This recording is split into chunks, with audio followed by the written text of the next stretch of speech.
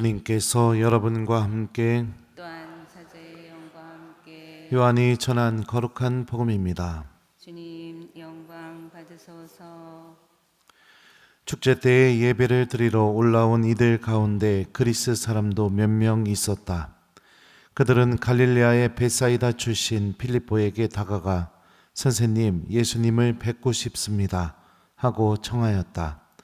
빌립보가 안드레아에게 가서 말하고 안드레아와 빌립보가 예수님에게 가서 말씀드리자 예수님께서 그들에게 대답하셨다. 사람의 아들이 영광스럽게 될 때가 왔다.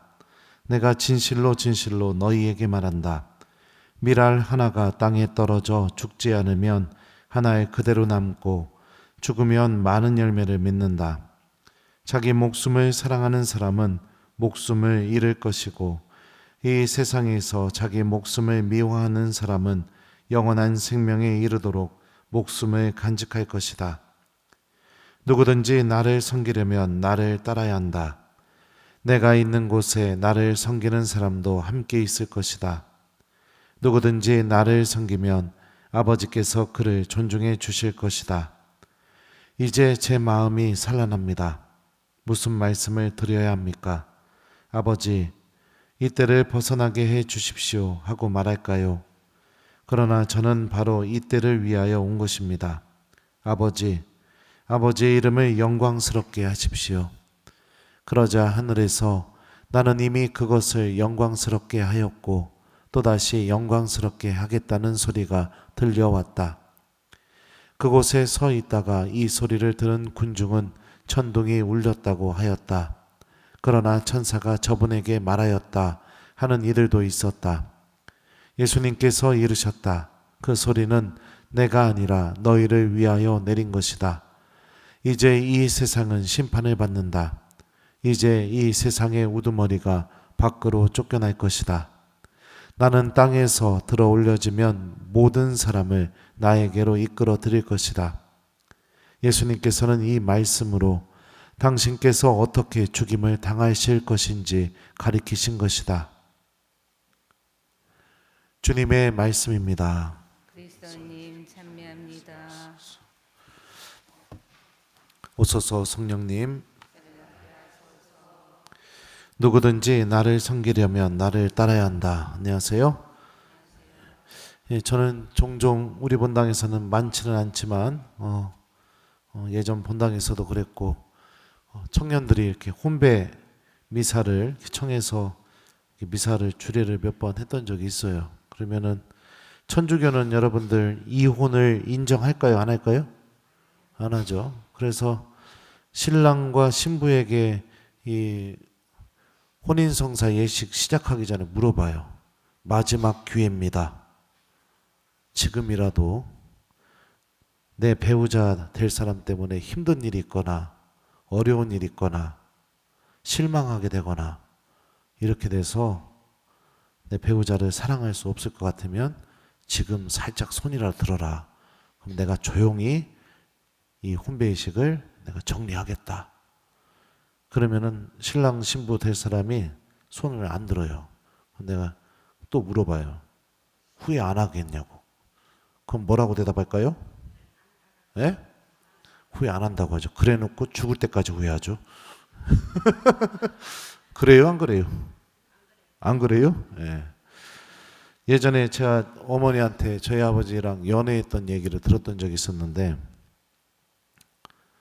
저희 아버지가 엄마랑 데이트할 때마다 만나면은 돈다발을 한 만 원짜리로 한 이렇게 돈다발을 지갑에다가 만 원짜리 잔뜩 넣어가지고 이렇게 나오셨대요. 그래서 밥을 이제 계산을 하려면 보통 만 원입니다 하면 그냥 지갑에서 만 원만 꺼내서 주면 되잖아요. 그럼 저희 아버지는 어떻게 했느냐? 지갑에 들어있는 만 원짜리를 전부 다 꺼내가지고 엄마 앞에서 본 앞에서 샌대요. 돈을 센 다음에 만 원 이렇게 주고 이렇게 데이트할 때 그러셨대요. 그래서 그 엄마가 무슨 생각을 했냐면 야 내가 이 남자랑 결혼하면은 굶어 죽진 않겠구나 그렇게 생각을 하고 이제 데이트를 계속 이렇게 하다가 결혼을 하게 되었는데 결혼 전에 이 양가 부모님들 만나고 그러잖아요. 만나서 봤더니 지지리도 가난하더랍니다. 그래갖고 내가 그랬죠, 엄마한테. 그러면 아빠랑 왜 결혼했냐고. 그랬더니 엄마가 뭐라고 대답한지 알아요? 사랑하니까.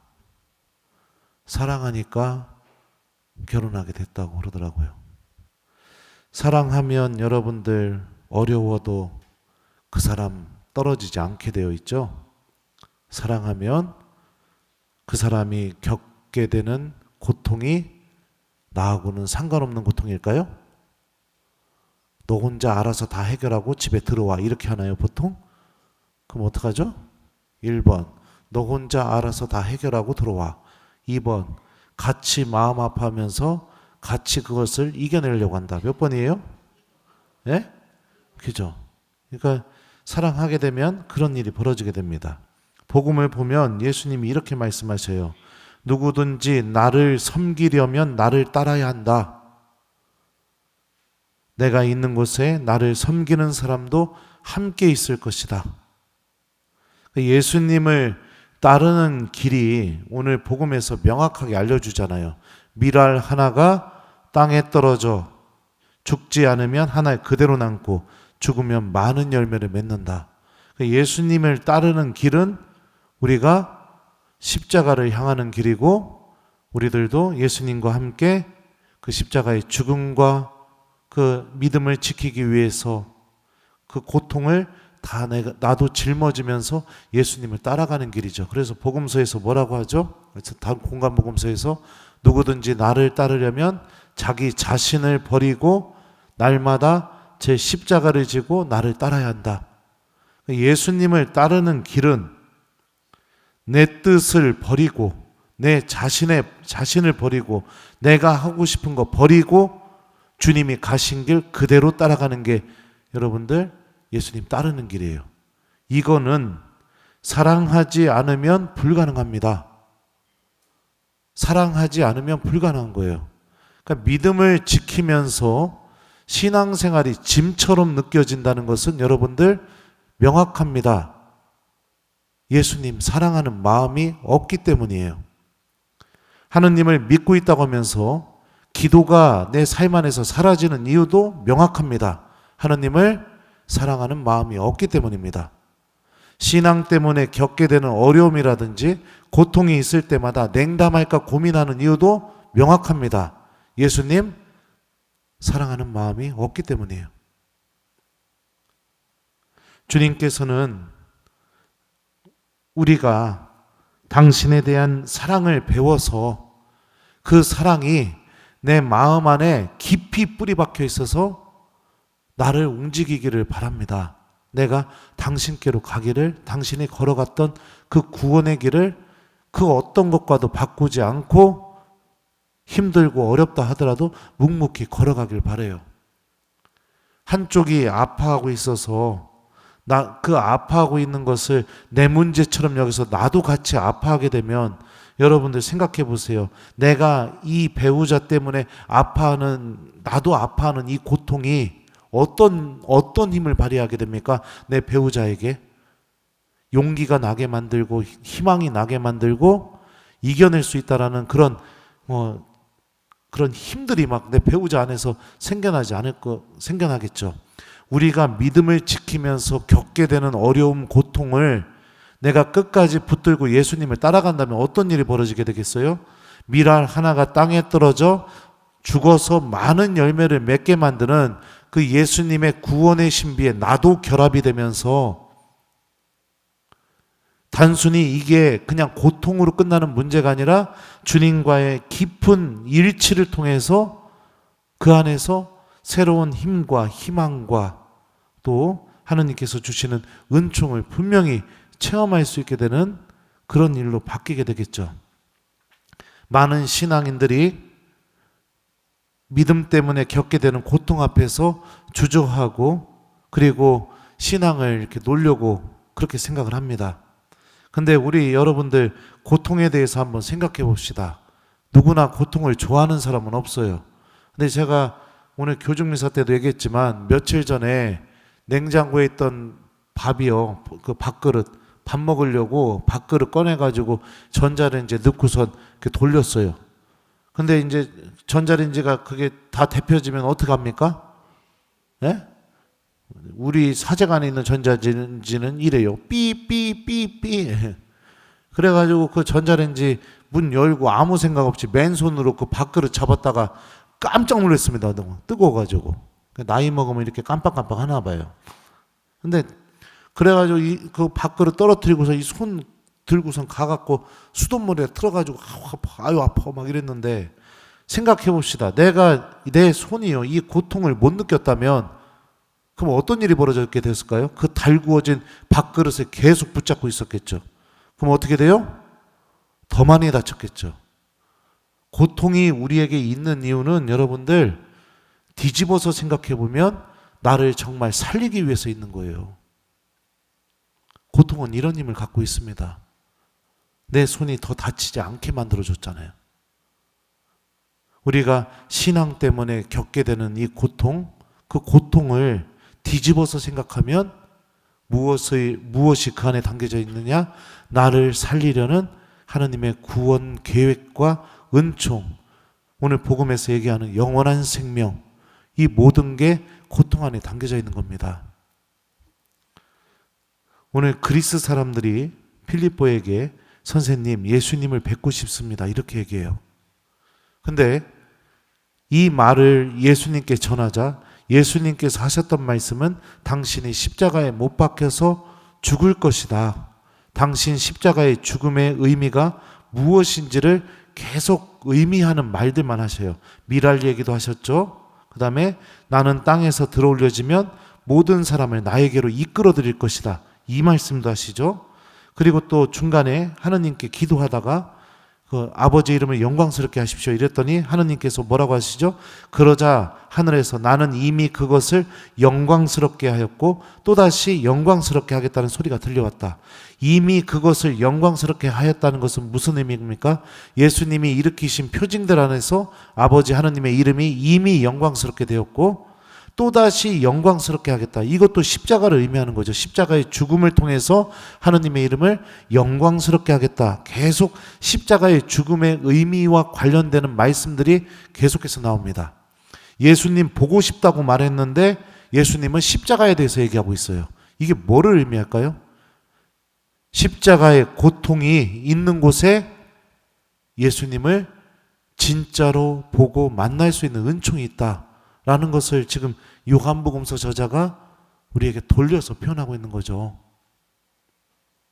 신앙 때문에 여러분들 많은 어려움들이 있을 겁니다. 먹고 사는 문제 때문에 믿음 지키면서 살아가는 거 그거 쉽지 않죠. 저는 잘 모르지만 그래도 저도 신학생 때 4년 동안 아르바이트 하면서 미사 다녀봤어요. 그게 얼마나 힘든지 조금은 이해합니다. 6시까지 일하고 그리고 나서 곧바로 성당 달려가서 미사하고, 평일에요. 쉬고 싶고 자고 싶고, 그런데도 아침에 일어나서 미사하러 가야 되고 어렵죠. 내 신앙인으로 살아가면서 기도 생활하는 것도 어렵죠. 깜빡깜빡 하기도 하고 힘들죠.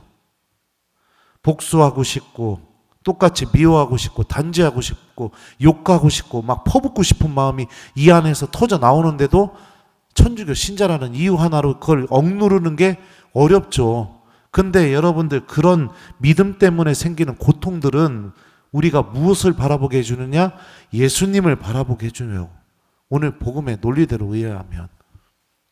그리고 내가 왜 그렇게 바보같이 살아야 되는가? 그 안에 사랑이 담겨있기 때문입니다. 하느님께서 내 가슴 속에 새겨준 생명의 법이 내 안에 있기 때문에 오늘 일독서가 그거에 대해서 선포합니다. 나는 그들의 가슴에 내 법을 넣어주고 그들의 마음에 그 법을 새겨주겠다. 그리하여 나는 그들의 하느님이 되고 그들은 나의 백성이 될 것이다. 내 가슴 속에 내 마음 안에 새겨진 이 구원의 법, 생명의 법이 끊임없이 우리들을 불편하게 만듭니다. 근데 어떤 경우에는 이 가슴 속에 새겨진 이 법이 외쳐대는 하느님께로 가는, 그리고 신앙인답게 살아가는 그 길로 걸어나가는 그 목소리를 외면하면서 그냥 믿음을 포기하고 믿음을 갖지 않은 사람들과 똑같이 살아가려는 그런 유혹들이 우리에게도 분명히 있습니다. 지지 마시라는 얘기입니다. 우리들이 신앙 때문에 겪게 되는 이 고통은 여러분들 많은 영적인 가치들을 분명히 갖고 있습니다. 내가 하느님의 자녀로 살아가면서 어려움을 겪을 때마다 나의 그 고통은 예수님의 십자가 고통과 일치하게 돼서 주님께서 많은 열매를 맺어내시는 그 구원의 많은 열매를 맺어내시는데 나도 힘을 보태게 되겠죠. 그 고통을 통해서 우리는 예수님의 얼굴을 정말로 볼 수 있게 될 겁니다. 욥은 여러분들 욥기 읽어보신 분들 아시겠지만 알 수 없는 고통 속에서 끊임없이 부르짖다가 마지막에 뭐라고 고백할까요? 귀로만 들어왔던 당신을 이제야 제가 눈으로 보게 되었다고 이렇게 얘기합니다.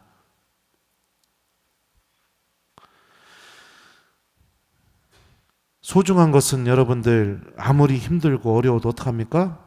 지키고 간직하죠. 자녀들 키우다가 힘들고 어려우면 어떻게 해요? 1번 좀 키워보다가 너무 힘들면 갖다 버린다. 2번 그럼에도 불구하고 내 자녀 잘 키우려고 한다. 몇 번이에요? 예? 갖다 버렸어요? 정상적인 부모는 그런 사람이 없죠. 어떻게 해서든지 내가 내 자녀 잘 키우려고 하죠. 소중하니까, 사랑하니까. 그렇다면 우리 믿음도 그렇게 우리가 대할 수 있어야겠죠. 언제까지 나만 생각하고 내가 편한 방법으로만 하느님을 믿고 내가 좋아하는 방법으로만 하느님을 믿고, 본당에서 뭐 봉사자들이 막 열심히 해도 누군가는 하겠지 하면서 손 하나 까닥도 안 하고 참여도 안 하고 그냥 내가 원하는 방법대로만, 내 신앙 안에는 하느님 때문에 불편함도 고통도 어려움도 희생도 이런 것도 하나도 없이 그냥 내가 좋아하는 방법으로만 내가 믿음을 갖고 있다면 예수님을 아는 사람일지 모르겠지만 가장 중요한 것을 잃어버린 신앙인이 된 겁니다. 뭐를 잃어버렸을까요? 예수님을 사랑하는 마음. 그것을 잃어버린 사람인 거예요. 사랑을 잃어버리게 되면 어떻게 될까요? 모든 것이 다 의무, 짐, 어쩔 수 없이 해야 되는 거. 그렇게 다 바뀌게 됩니다. 오늘 이 독서에서 바울은 이렇게 말해요. 예수님께서는 아드님이시지만 고난을 겪으심으로써 순종을 배우셨습니다. 그리하여 완전하게 되신 뒤에는 당신께 순종하는 모든 이에게 영원한 구원의 근원이 되셨습니다. 이 그리스 말로 순종이라는 이 단어는 휘파게라고 해요. 근데 이 휘파게라는 말은 이 듣다를 의미하는 아코우오에서 온 말이에요. 그러니까 어원적으로 순종이라는 말이 어떤 단어에서 태어났느냐?